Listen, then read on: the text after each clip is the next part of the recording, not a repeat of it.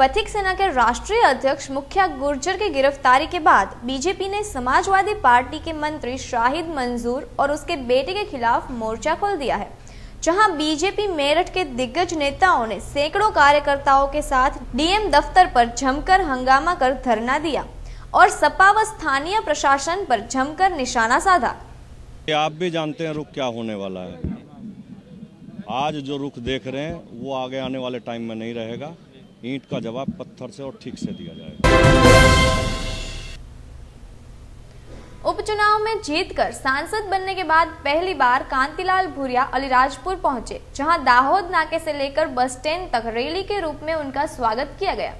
Bus stand पर सभा के दौरान मंच के पीछे पार्किंग में रखी गई कांग्रेस नेताओं की 3 गाड़ियों के कांच कुछ अज्ञात लोगों ने फोड़ दिए। इस घटना से कांग्रेसी कार्यकर्ताओं और नेताओं में आक्रोश देखा गया है। घटना को लेकर कांग्रेस नेता महेश पटेल का कहना है कि ये हमला बीजेपी द्वारा कांतिलाल भूरिया पर किया जाना था, परंतु जब वो असफल हुए तो गाड़ियों पर हमला किया। वहीं इस घटना को लेकर कांतिलाल भूरिया का कहना है कि ये घटना हारी हुई बीजेपी की बौखलाहट है जो इस तरह निकल रही है।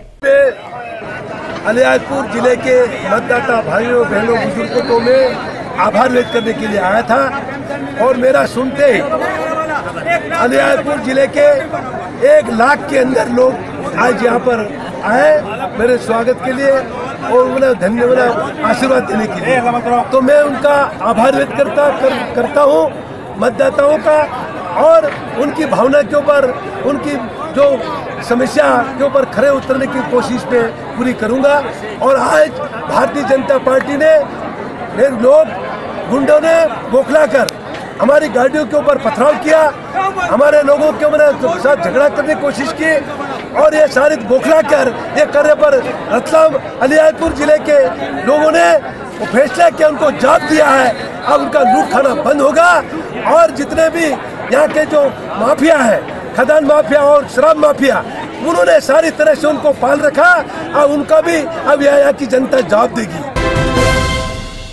अलीराजपुर जिले के नानपुर थाने के माछलिया गांव में कक्षा 10वीं की एक छात्रा ने अपने पिता के खलिहान में एक पेड़ पर फांसी लगाकर आत्महत्या कर ली और पीछे सुसाइड नोट छोड़ गई है, जिसमें एक शिक्षक जो उसकी सहेली रीना और रीटा के पिता है, उन पर यौन प्रताड़न के आरोप लगाए गए हैं।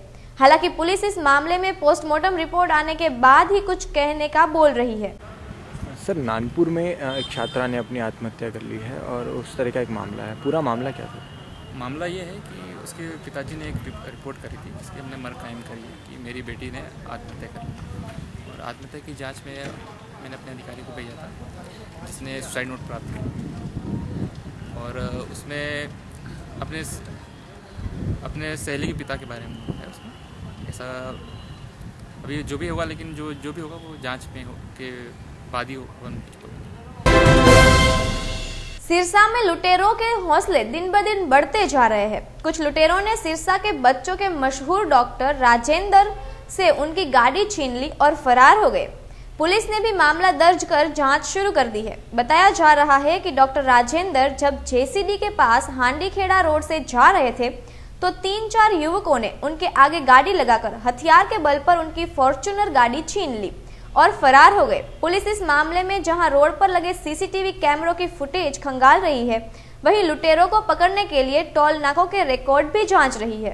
राजेंद्र जो डॉक्टर साहब है राजेंद्र, वो अपना व्हीकल में उधर जा रहे थे जेसीडी की तरफ और उनके व्हीकल के आगे बीट गाड़ी का कोई 3-4 जवान लड़के थे और उन्होंने उसको आगे गाड़ी लगवा के रुकवाया और इसके बाद उन्होंने जो ना ये इधर जो ना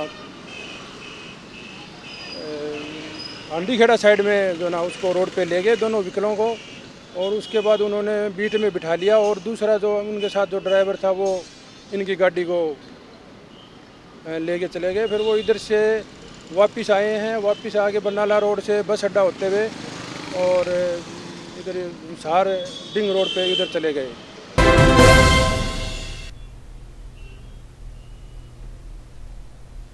गुजरात में चुनाव पूरे होने के बावजूद हार्दिक पटेल की मुसीबतें कम होती हुई नहीं दिखाई दे रही। राजकोट में क्रिकेट मैच के दौरान सूरत के पास के कन्वीनर अल्पेश कथीरिया ने हार्दिक के कहने पे कामरेज के पास से नेशनल हाईवे नंबर 8 पे चक्का जाम किया था, जिस गुनाह में पूछताछ के बाद हार्दिक के द्वारा यह सिखाया गया होने की जानकारी मिलने से कामरेज पुलिस ने हार्दिक को हिरासत में लिया। शनिवार रात को लाजपोर जेल में हार्दिक की पूछताछ करने पहुंचे क्राइम ब्रांच के पीआई दहिया और हार्दिक के वकील के बीच कहासुनी हो गई थी।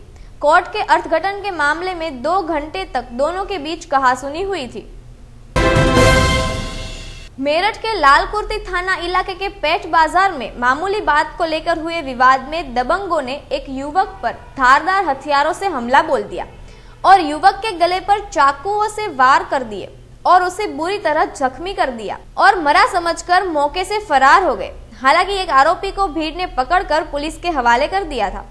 घायल को नजदीकी अस्पताल में भर्ती कराया गया, जहां उसे आईसीयू में रखा गया है और उसकी हालत बेहद चिंताजनक बनी हुई है। क्या नमाज पढ़ने जा रहा हूँ, अच्छे तो जब नमाज पढ़ने निकला तो वहाँ पे ठेला खड़ा था बीच में, और ठेले वाले से उन्होंने हटने के लिए कहा तो वो हटे तो नहीं, उन्होंने गाली गुफ्तार करी, उनकी हाथापाई हो गई। इत्तेफाक की बात है, हमारा भाई गुलजार पीछे से आ रहे थे, ये भी पीछे पीछे जा रहे थे नमाज पढ़ने के लिए, तो वहाँ पर उन्होंने उसे मारना शुरू कर दिया।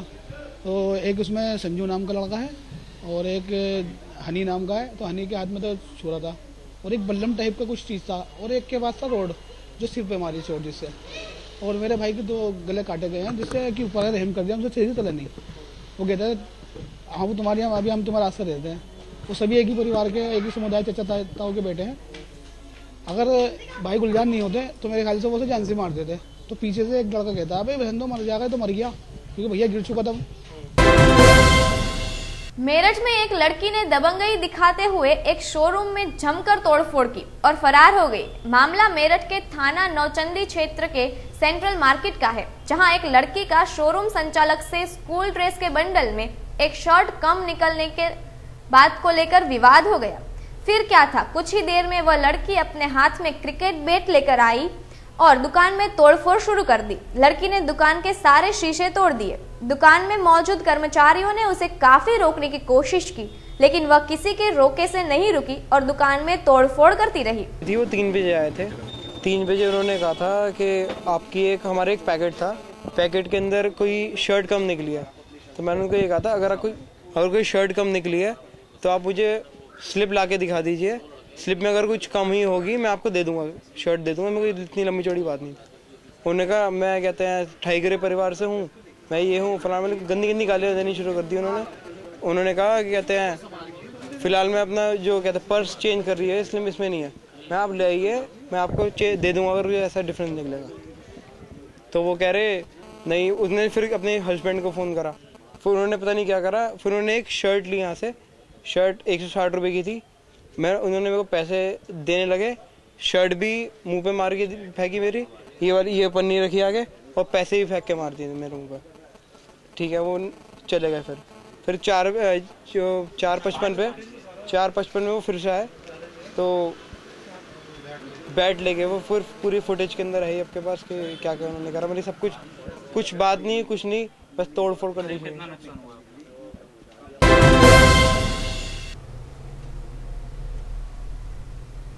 मालदा के कालिया चौक थाना के अंतर्गत जोधपुर इलाके में 2 दलों के बीच झगड़ा हो गया और गोलीबारी भी हुई, जिसमें एक लड़के को ट्यूशन से लौटते समय गोली लग गई। उसे मालदा मेडिकल कॉलेज में भर्ती करवाया गया है। पता चला है कि लड़के का नाम आजाद शेख है और वो जोधपुर इलाके का ही रहने वाला था। पुलिस घटनास्थल पर पहुंचकर कार्यवाही कर रही है।